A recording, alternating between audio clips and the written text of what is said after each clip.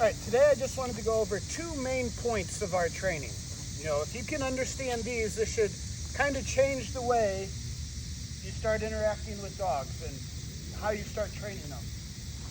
You're going to start changing the way you think about it. So the two main themes I wanted to go over today was, one, we train in drive. So our whole philosophy of dog training boils down to we train in the drive state. So that would mean when the dog's in a drive state, that's when your training hat should come on and you should be doing something with that. So if the dog's not in a drive state, there's really no reason to do anything. You can, pay food for certain behaviors and stuff, but the main time you want to be training is when he's got energy. So just think of drive as a spike of excitement, and that's when you need to get him doing something. So if we had a brain scan machine and he's just meandering around doing nothing, laying on the ground doing nothing, and we took a scan of his brain, and then we also took a scan of his brain when he's chasing after the squirrel, we would recognize that the two scans look different, and his brain fires differently when he's in a drive state. So when he's in that drive state, that's when you got to start doing something with that drive. Because any bad behavior you don't want out of Marvin is going to happen while he's in a drive. So we have to start shaping and molding his mind when he's in that state of mind. So we train and drive. So when he's doing something, I need to get him doing what I wanted him to do. Because if it's up to him to do what he wants to do, he's just going to act like a dog. And it's going to be charge and run and jump and bite and do dog things. So we want to start pairing that drive state with the behaviors I want him to do. And that's the come to me, the walk by me, the lay by me, and the jump on the platform.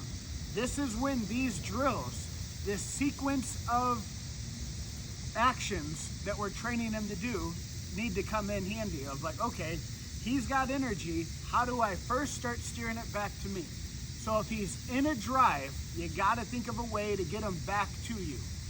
You're always thinking, step one, engagement's the name of the game. Does the dog even want to be by me? If it's like, no, he's chasing after the squirrel, he's barking out the window at the kids, or whatever it is, he's not by me, what do I do? You got to think of a way to get him back to you.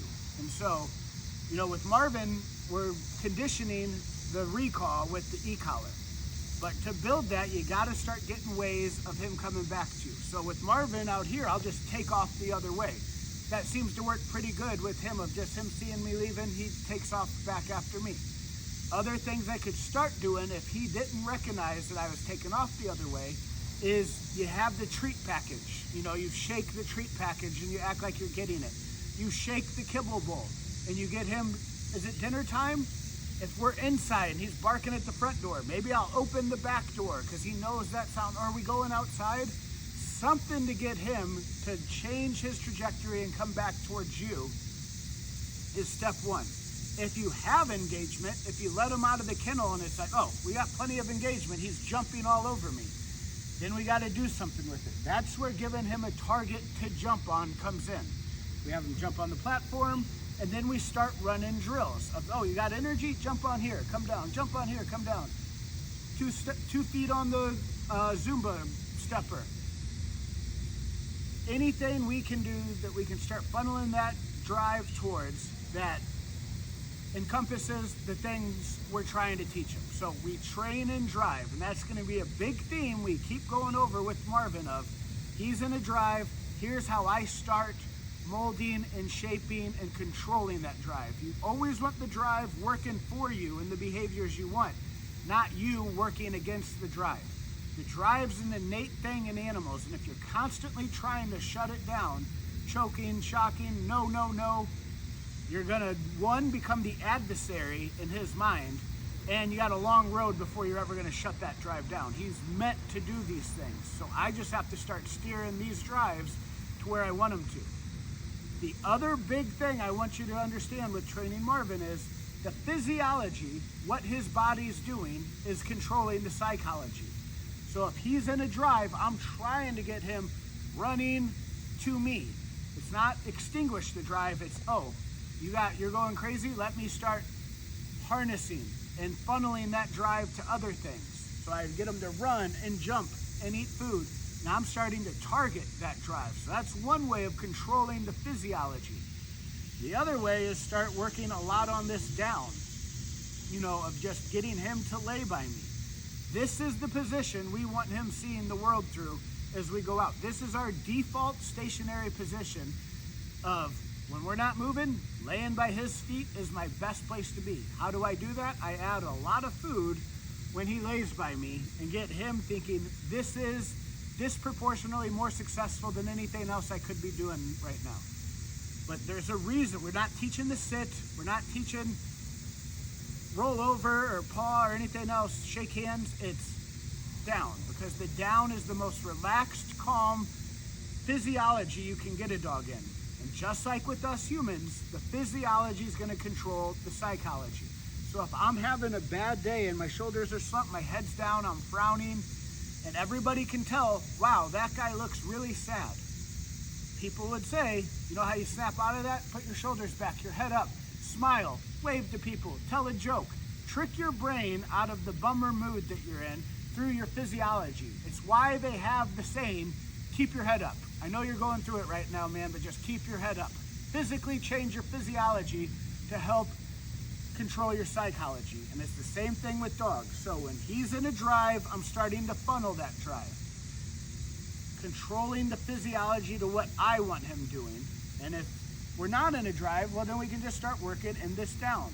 But if you're not training in drive, all of your training is going to evaporate when the drive kicks off.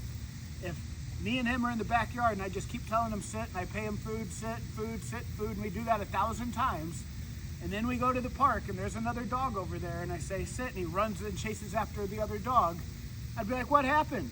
We've been practicing this. And it's like, well, you've been practicing with little to no drive in your backyard, and as soon as a drive came in, all of your training evaporated.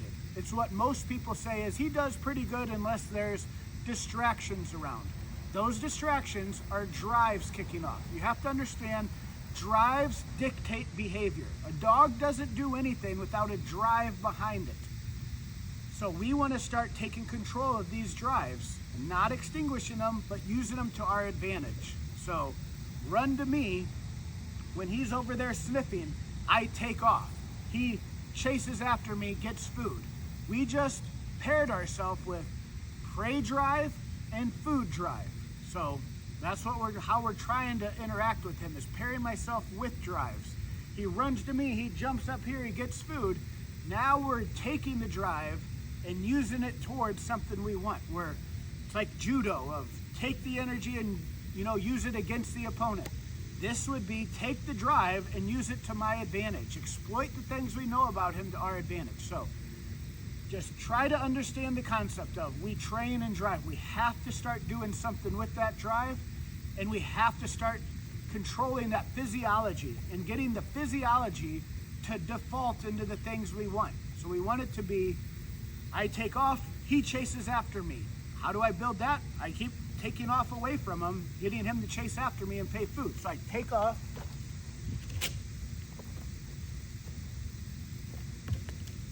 And that's how it's a default. Oh, there he goes. I got to chase after him. He's not thinking. I'm not commanding him to chase after me. It's just we're building a default response. Oh, there he goes. I better chase after him. The other one would be, we're going to start teaching the leash here soon. The default should just be by the left side. And I'm going to show you how we do that. The other default would be this down. If we're not moving, the down is a good place to be. And we do this by just offering food, trying to get him to see the patterns of he's training us. Oh, I know what to do. I lay here, I get food. Oh, there he goes. I chase after him, I get food. I see patterns here. He correlates success with the things I wanted him to do anyways. Jump on the platform. Oh, I know what that means. So don't even have to ask. He's like, oh, okay, I'll jump on there. And then we start pairing these drills with the drives. And these drills are the behaviors we want to teach when he's in that drive. We want to funnel him in to these behaviors. So you want to anticipate when these drives kick off of when I let him out of the crate, when somebody gets home from work, when we first go outside, these drives spike. So I should have a plan up my sleeve of what to do with these drives when they're about to kick off. I'm gonna let him out of the crate. I'm gonna race him to the platform or the couch or whatever it is that he's allowed to be on, the target. You don't jump on me, you jump on that. And I get him driving me to do the things I wanted him to do. I don't give the food until we lay down. Oh, look at it, what a good boy. You know, and get him starting to see the pattern of, oh, I can take this drive and use it to my advantage. So we train and drive, and the physiology controls the psychology. So let me know if that makes sense. If you ever have any questions, feel free to reach out and we'll kind of walk you through this. But he's doing good. We would probably be ready to go on our first field trip today. Start taking him to parks, but it's so hot today. Tomorrow is supposed to be in the 80s, so we're just going to wait till tomorrow to go on our first field trip. But we're kind of ready to start moving on to the next stage of training, which is do these same 4 behaviors in new places. But he's doing good. He's going right on track.